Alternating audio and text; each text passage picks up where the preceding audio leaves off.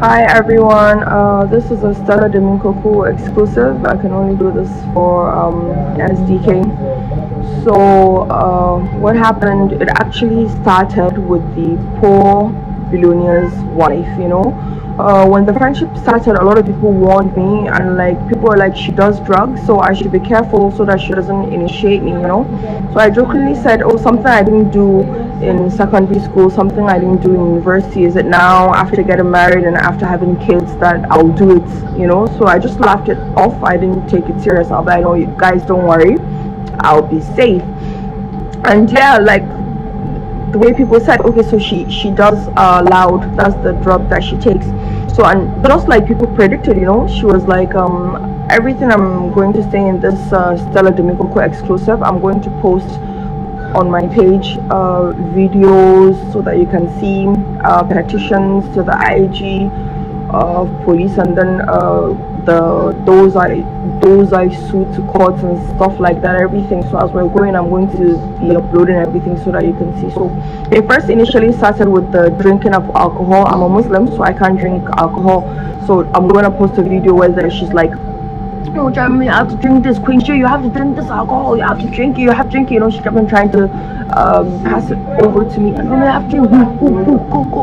Go. And I did all my best to like wiggle my way out of the situation. And I know, now I can't drink. I'm a Muslim and stuff like that. So that one passed. So normally days when she's like, oh, like maybe she passes loud to me, and I'm like, no babe, I'm good, thanks. I wasn't judging her then. I still don't judge her now. So everybody has their own situation. This is my own story, and this is how everything started. So one day I went over to visit her, and then I saw like all of them with a lot of balloons, and in my head I was wondering, what are grown adults doing with balloons?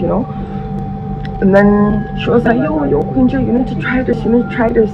So she did the instrument, and then she blew up the balloon, and then she put it in my mouth, and she said, just inhale it, just breathe it in. And I did. And guys, I just felt like half of my brain just died. I was standing, so I started falling to my knees. I was falling like gently, gradually to my knees, and then my mouth shifted to the left, and then I started drooling. So I just, when I got on my knees, I just laid down on the ground, and I didn't even know where I was, like how it is.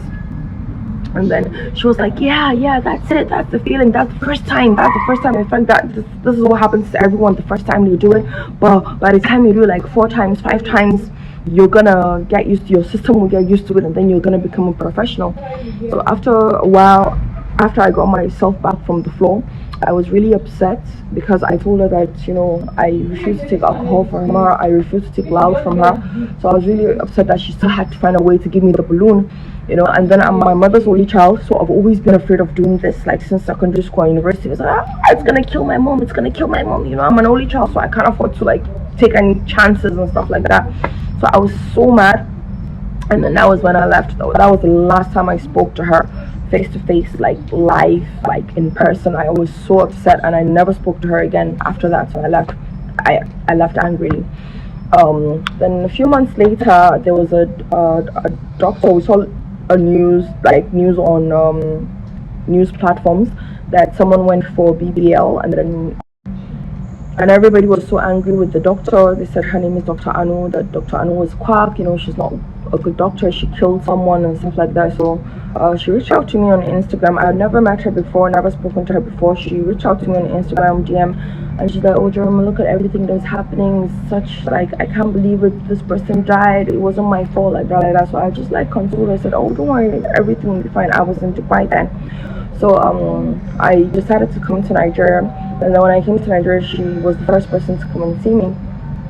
So when she came to see me, it was the same thing, the same crying and everything. She felt so bad about the person dying and how everybody's attacking her. Oh, Jaruma, they're trying to bring me down. They're trying to bring down my business and tarnish my image. And I said, don't worry, everything's going to be okay, because even the best doctors in the world have had patients that have died. Life and death is in the hands of the Creator and stuff like that. So we talked in general. We talked about life. We talked about business. We talked about relationships, marriages, divorce, kids, and everything. And she's like, babe, if I do one injection for you, you're going to sleep like you've never slept before. You're gonna forget all your problems. And I'm like, oh, you don't mean it? She's like, yeah. So, she's a medical doctor, so I didn't really think anything negative of it, right? And then she was like, bring it, bring it. I was sitting on the couch, and then she was like, come to your bed, come and sit in the bed. I sat on my bed, and then she took my hand, and then she pushed in the injection. And the moment she started the injection, I just felt something from the back of my neck, like this, down to my shoulder, back of my shoulder. Like, like the body had felt something it had never felt before. And as she was doing it, I was just like collapsing, like going down to my bed. And then I was knocked out, so I don't want to like exaggerate it or so, but I think I was knocked out for like, it's really very difficult for me to talk about it, very emotional, it's serious trauma for me. It's not something I want to talk about, and I can only do this for SDK, Stella Domikogo. She's the only one I can like do this for, so it's such a terrible experience, and how I was trapped into it, so I was knocked out for like 2 weeks. I wouldn't like I would turn around, maybe sip Maltina, write bread, but I could not like get up from the bed or sit down or like stand on my feet for like 2 weeks. So that was just how it started. It's actually a very long story. I'm gonna give it more like in details, but this is like the first maybe 8 minutes or 12 minutes for SDK, and then that was it. And then after 2 weeks, I was able to get myself back, and I was like trying to go to work, check the factory, the workers, my staff, and everything like that. And after like 3 weeks, I think something had happened, and I just said to myself, I don't think I want to do this. I just want to rest and I want to sleep. And then I now called her, that's Dr. Anu, and I think I sent her like to 820k. That was the first time I had actually purchased it from her. And then she came and she did some rounds for me of the injection and stuff like that. And then that was it. And then I just like started spiraling down. I just didn't even care about going to work anymore. I didn't want to work. It was just about the injections. Such a terrible experience, very difficult experience. You haven't seen me in like 3 years, so I had to like take 3 years off to get well, and then take a very long break. So that's how it started, and then it was spiraling down. I didn't want to walk, I didn't want to do anything. It was just all about that. And then when I tried to stop, I became very sick. I started vomiting and purging, and my body would be shaking like I have like a fever or malaria or typhoid. Like I would become very sick, and then the only time you would get well is if you do the injection again.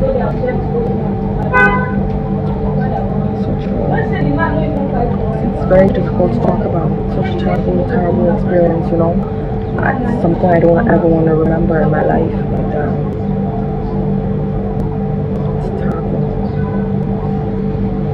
terrible experience. Yeah. So I would get really sick, so I had to go back and do the injection again. And then there was something else I wanted to tell you about that, about falling sick and everything. So at a point,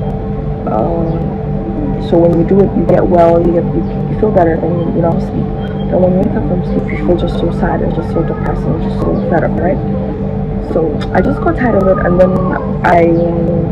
so this is what happened. So I'll show you, like, when you have malaria, so one glass is called one ampoule.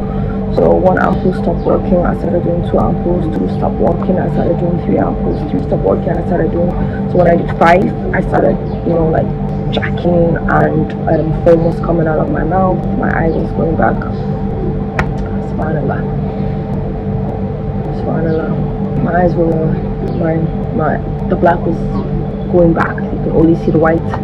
Foam was coming out of my mouth, and like when you have a epilepsy and they have to put like a spoon in your mouth. So They didn't put a spoon in my mouth, so I chewed my mouth and my tongue. So by morning it was like really swollen everything. Fantastic. In case you don't know who this is Jaruma Empire. The pioneer of Kanyamata. You remember Kanyamata now? The one they used to collect plenty people's husbands. She was the one that started selling it, that made it popular. It's been around, but she blew it up. She gave a lot of side chicks things to collect people's husbands then. The irony is that her own marriage too ended in divorce, but she was selling things to help people in their marriages and side chicks to collect people's husbands. Anyways, dear Jaruma, this video is just about shifting responsibility.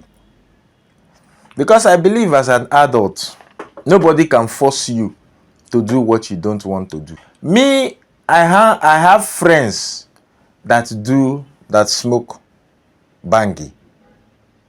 Igbo. They smoke different, even Colorado, they do different ones. But there is no single day that they are smoking that I have said, give me that Igbo, let me try. Give me, bring her, make her try. There's no single day that I have tried it. They have their own lifestyle. They are living their lifestyle. Me, I'm living mine. Nobody can force me. I'm a grown adult to collect nagode, to begin to drag nagode. Nobody can force me. Because I make my own decisions. So, you now, hanging out with Dr. Anu and the said billionaire's wife that is giving you different thing. The first time it was balloon. Somebody that smokes loud. You saw adults dragging nitrous oxide, laughing gas through balloons. What do you think that is? Gas. Gas. You saw them doing gas through balloons. Then you now said she put it in your mouth. You are a child now. You are a child that they feed bottle. They say, come, put it in your mouth. You say, if you open mouth, you open your anofafa. They put this thing in your mouth. Your lips, you put your lips around the balloon. They say inhale. You inhale. Because you are a child that they will tell what to do and you will do. You take it. You begin to drool. You have inhaled laughing gas. And you say, hey, I'm my mother's only child. See, drugs that I did not do when I was small. I not do it when You are now suing people. Not only that, you went to the said Dr. Anu, the BBL killer. Abi she said she don't die. How many women that woman butchered? She butchered them. Say she they do BBL for them. Butchered them. Now Anu is injecting you. I don't know what happened to the video. How uploaded the video, but I didn't hear the particular drugs that Anu is injecting you with. But it will not go more than those opioids. It will not be more than those opioids. Strong opioids. They're injecting you with different opioids. You say na Anu force you. Make she inject you with opioids. Anu forced you because you are a baby. When will you take responsibility for your actions? You are a grown woman. Nobody can force you to do drugs. You did it out of your own volition. Now you are suing people. Suing people because they use remote control to control you to do drugs, Abi. Jaruma, take responsibility for your actions. Take responsibility. You are a grown woman, man. Take responsibility. That is the only way you know how to work on yourself. Because if you are shifting blame, that is a narcissistic trait. You will never work on yourself, be a better person, when you decide that, oh, is this person that made me do it now? I didn't do it. I'm a good person. Is this person that made... No! You are knowing your job. You decided that you wanted to do drugs. So you did drugs. Isn't this one, is it not better if you had even continued that lady with the loud? You left loud. You left loud. Loud is not good. You went to start injecting opioids. You started doing Mary. In your fentanyl, cocaine, black tar heroin. You started doing all of it. You left loud. You left Canadian loud. You said that one is bad. You went to start injecting opiates. I have told people, and I will tell you again, no, don't do drugs. Do not do drugs. Do not smoke. Smoking is not good for you. And if you must smoke, no go past Igbo. Regular Igbo. Regular what? Igbo. Regular Indian hemp. Don't do past regular Indian hemp for your own good. When you start hearing things like Canadian loud, Colorado, you have started entering synthetic Igbo territory. Those ones is synthetic. It's no longer natural like the normal bangi. Don't do past natural Igbo. Someone say, Igbo no dey hide me again. Igbo no dey hide me again. Then you start going towards things that will end your life. You start going towards trank and xylazine. When you don't reach there, one small crystal like this can send you to meet your maker. I take God name beg you. No go past Igbo. Igbo no dey hide you again. Igbo no dey hide you again. Quit smoking. Quit if you know they hide you again. If the moment you start going towards Inyaope, black tar heroin, fentanyl, xylazine, oxycodone, all those opioids, you are finished as a human being. You are finished. So, Auntie Jaruma, please, I take God's name, beg you, take responsibility. Nobody can force you to do what you don't want to do. You did it because you wanted to feel among. You wanted acceptance from your new friends. So, you did the drugs. You are not a child. You are not a child. Thank you. Hey, where are you going? It is smoke Igbo. When you watch this video now, didn't you laugh? You laughed, but you still refuse to subscribe. Are you among my village people? You're among my village people. You don't want me to make it in life. Continue. You refuse. You laughed. Shouldn't my reward be click the subscribe button, click the notification bell, and click all notification? And when you finish watching, you share. Share to your friends so that they too will laugh. So that me too, I will go far. But no, you decided to be among my village people. You want to watch and go. Don't be among my village people. They are not good people. I post videos every day, every single day, to make you laugh. If you join the tribe, the fantastic tribe, every day you will just be laughing. Look at this one now. This one is to watch all my funny videos playlist. This one is to watch my last video. And this one is to subscribe.